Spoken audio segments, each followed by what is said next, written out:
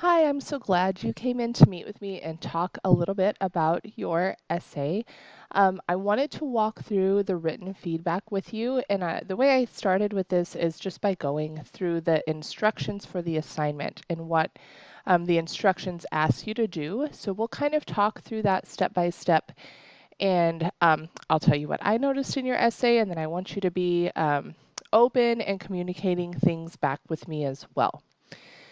So the first thing for this assignment was to choose a country that you would like to visit and then explain why you would like to visit that country. So the country that you chose was Scotland. You named that in your paper. You named it fairly early in your paper that you would like to visit Scotland. The instructions ask you also to include a clear thesis statement that introduced your topic and give me a strong conclusion in your paper. So you did identify a country, and a very interesting one. Scotland is an awesome country, and there's so much you can talk about there. But you kind of fell short when it came to actually formulating a clear thesis statement for your essay. So this is difficult because the thesis identifies the country and gives me the 3 reasons why you want to visit that country. So that one thesis statement is really the guide for the rest of your essay, and it lets your reader know what to expect, what you're going to be talking about. So what happens when we don't have a clearly defined thesis is that it can be really difficult to keep the rest of our essay on track. So it's really easy to lose focus or to go off on some sort of side topic when we don't have a really strong thesis as our guide. So think of the thesis as kind of the anchor for your paper that keeps it where it's supposed to be. I really think had you defined that thesis statement at the beginning, it really would have helped you keep your focus throughout the rest of your writing. So for a paper like this, I gave you an example here of what your thesis statement might look like. So you might say something like, there are many places around the world that I would like to visit, but if I had to choose just one place, it would be Scotland because, and then you can list out your reason 1, reason 2, and reason 3.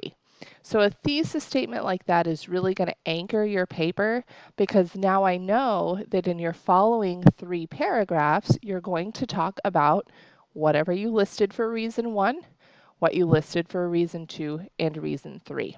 So that really helps narrow your focus and keep your paper on track. The next direction asks you to give at least 3 reasons why you would like to visit the country and to explain those reasons in detail. So again, if you formulate that strong thesis statement, your 3 reasons are going to be listed in your thesis, and then you develop the rest of your essay around those. So you want to be sure to include vivid detail and use showing language, like language that paints a picture for your readers. You did mention a couple of reasons in your paper, like that you have ancestors from Scotland, you think that the haunted castles are really interesting, the Loch Ness Monster, of course, hails from Scotland. So you mentioned some of these reasons, but we just need to get them organized in a way that can really help your reader understand what you're trying to say. The other thing I wanted to mention is that this essay is 100% about you and where you would like to visit. So what you did a few times is you mentioned your friend Karen and her visits to Puerto Rico, and that's okay if you can find a way to tie it into your topic and have it apply to your essay. I think what happened is you shifted your focus more to Karen and her visits, and it really took away from the focus that you had on yourself and where you want to go. So it's not that you can't mention anything else. If you want to include something about Karen and her visit to Puerto Rico, you just want to do it in a way that adds to your paper, not that distracts and takes away from your paper. Okay, then we get into a little bit more of the grammar kind of technical stuff of the paper. You do have some really good, well-developed sentences in your essay, but you also have some run-ons and you have some fragments. So when you're reviewing your work, one of the best ways you can eliminate that is to read through your entire essay um, as a whole, but then go through and read each sentence individually in isolation. And that's a much better way to determine whether you have a complete thought, an incomplete thought, or a run-on. Um, a lot of times when we're just reading through, especially when we're reading through our own work, we auto-correct things in our brain, so it's a little bit harder to recognize those mistakes. Another thing you can do is just read it out loud to yourself out loud, and you will hear some of those mistakes as well. Good thoughts, you just need to work on your sentence structure a little bit. The instructions ask you to write well-developed paragraphs that have topic sentences and transitions between ideas. Again, this really comes back to that initial thesis statement that you didn't have at the beginning. So once we get that thesis statement, that thesis is going to dictate the rest of your paper and the rest of your body paragraphs. Those reasons will be the topic sentence for each paragraph. So again, you had some great ideas about your ancestors, the haunted castles, the Loch Ness Monster. Like there are 3 pretty good reasons. They're just kind of jumbled up right now and kind of random. So we want to go back to the beginning, restructure that thesis statement, and then that's going to help you organize those ideas by paragraph. Your grammar, spelling, punctuation, capitalization, those kind of things, you had some errors throughout your essay. One thing, though, that I noticed is that your peer review partner pointed out most of those mistakes during your peer review. So really make sure that you're taking the time to revise and edit your work after you do your own review, after you have a peer review.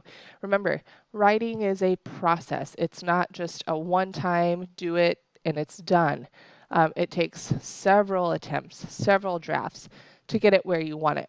So I would encourage you to take your time, look more closely at your draft before you submit it for grading, especially if you've gone through the peer review process and you had really good feedback from your peer about very specific things that you could correct.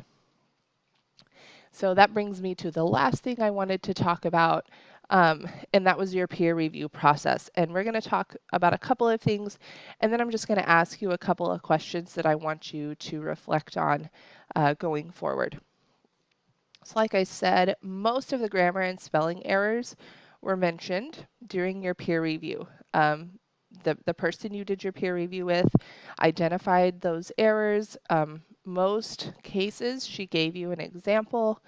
So again, just that's taking your time to go back and fix those things after your peer review. Your partner offered some very specific examples of what to fix, and most of those could have been corrected before you submitted your paper. So I just want to ask you a couple of questions that, and you don't have to answer out loud. You can if you want to, but I just want you to think about this going forward for the next time we do a peer-reviewed assignment. Do you feel like you gave specific examples and thoughtful feedback to your partner? Do you feel like you gave her specific things that she could make better and examples of how to make them better? Did you really give her thoughtful feedback? And secondly, how do you think you could have helped her more? So think through those things. Even go back and look at your peer review page that she filled out and the one that you filled out and kind of compare those side by side. Look at the information she gave you and look at the information you gave her. Compare those things and I just want you to reflect on that. Do you think that you gave her specific and thoughtful feedback? I do want you to take this paper, to take the notes that I've given you, and I want you to go back and rework it. I think most of your ideas are there. You just need to get them organized in a way that is appropriate for what the assignment asked. And then, of course, eliminate the grammar and spelling and capitalization errors. And again, those are pretty simple things to fix. There even really most of those things would have been caught if you had like run your spell check in Microsoft Word. Another tool that I like to recommend to my students is to use Grammarly. You can just copy and paste your essay into Grammarly, and there's a free version that will run through your paper and identify errors that you need to correct. So there are definitely some tools out there to help you eliminate some of those grammar errors.